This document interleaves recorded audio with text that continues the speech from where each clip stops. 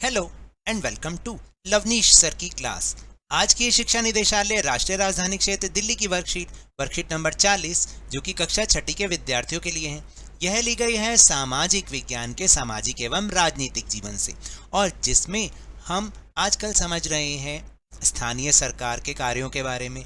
आज हम स्थानीय स्तर की जो ग्राम पंचायत वाली सरकार होती है ना, उसका एक उदाहरण समझने जा रहे हैं कि आखिर उसमें काम कैसे होता है।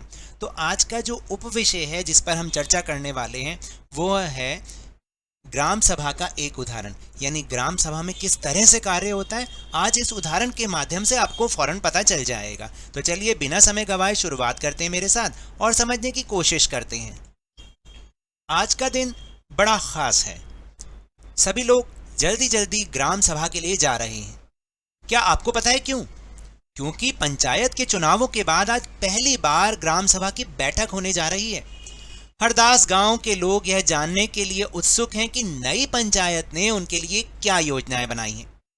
ग्राम सभा की बैठक की शुरुआत में सरपंच और पंच ने सड़क विकास की मरम्मत पर होने वाले खर्च का ब्यौरा दिया, यानी कि बताया कि कितना खर्च आएगा।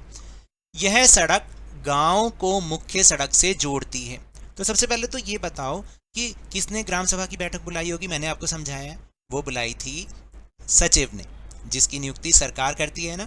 फिर जब बैठक शुरू हुई तो सबसे पहले सरपंच और जो पंच थे उन्होंने ये बताया कि एक हमें सड़क बनानी है जो कि गांव को मुख्य सड़क से जोड़ती है, और उसका खर्च बताया। अब प्रश्न ये उठता है कि सरपंच द्वारा पंचायत के किसी भी कार्य की जानकारी ग्राम सभा को देना क्यों जरूरी है। तो ये तो हमने आपको पहले भी समझाया है। देखिए, सरपंच के द्वारा पंचायत के किसी भी कार्य की जानकारी ग्राम सभा को देना इसलिए जरूरी है क्योंकि ग्राम सभा की मंजूरी के बिना ग्राम पंचायत किसी भी विकास योजना पर खर्च नहीं कर सकती। आपको याद है पिछली वर्कशीट में हमने ये चीज समझी भी है कि ग्राम सभा की मंजूरी लेनी बहुत जरूरी होती है हर काम के लिए। और ग्राम सभा के सदस्य वो सभी वयस्क होते हैं जो 18 या 18 वर्ष से ऊपर हों और जिन्हें वोट देने का अधिकार हो। समझ में आई? चाहे वो स्त्री है चाहे पुरुष, सभी वो ग्राम सभा के सदस्य होते हैं। इसके बाद पानी की कमी पर चर्चा होने लगी। गांव में रहने वाली तिजिया ने बोलना शुरू किया। हरदास गांव में पानी की समस्या बहुत बढ़ गई है। हैंड पंपों का पानी जमीन के बहुत नीचे चला गया है। मुश्किल से हैंड पंपों में थोड़ा बहुत पानी आता है।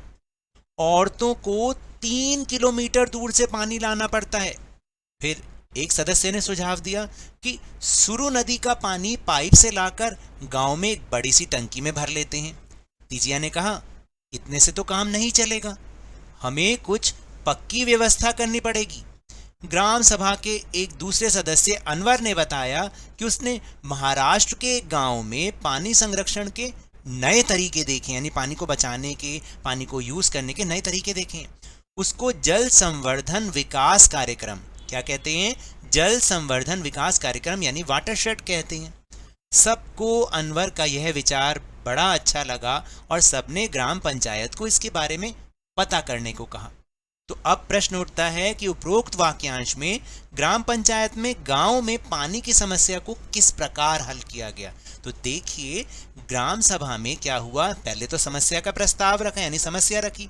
फिर सभी सदस्यों द्वारा विचार विमर्श किया गया और उसके बाद आम सहमति से फैसला लिया गया, यानी सबने अपनी अपनी बात बताई और सबने फिर एक जो सुझाव था उस पर अपनी हामी भरी, जिससे कि पानी की समस्या को हल किया गया।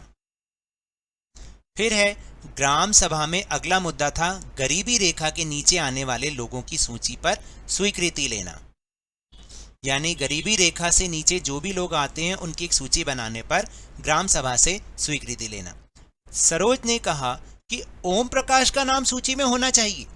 जिस व्यक्ति ने गरीबी रेखा के नीचे आने वाले परिवारों का सर्वेक्षण किया था ना, यानी सर्वे किया था, उससे सरपंच ने पूछा कि ओम प्रकाश का नाम सूची में क्यों नहीं था। उसने बताया कि जब वह उसके घर गया था तो वहां ताला लगा था। सरपंच ने कहा कि ओम प्रकाश की आय यानी आमदनी देखी जाएगी और वह सरकार द्वारा तय की गई राशि से कम है तो उसका नाम भी सूची में शामिल किया जाएगा।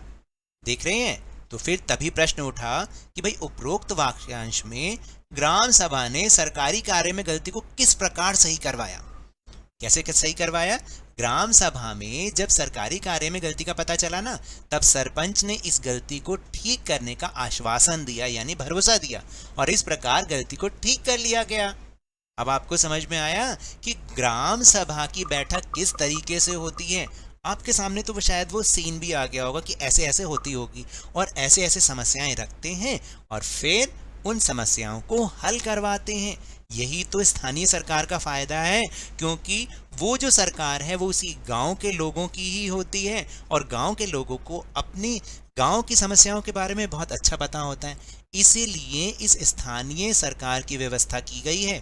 तो ये तो थी आज की वर्कशीट। अगर मेरे इस तरह समझाने से अब आपको समझ में आने लगा है ना, तो इस चैनल और वीडियो को लाइक कीजिए, शेयर कीजिए, और अगर आप नए हैं तो सब्सक्राइब भी कर लीजिए। और टेलीग्राम ऐप पर जो हमारा चैनल है लवनीश सर की क्लास, उसको ज्वाइन करना ना भूलें, जिसको ज्वाइन करने का लिंक आपको इसी वीडियो के डिस्क्रिप्शन बॉक्स में मिल जाएगा।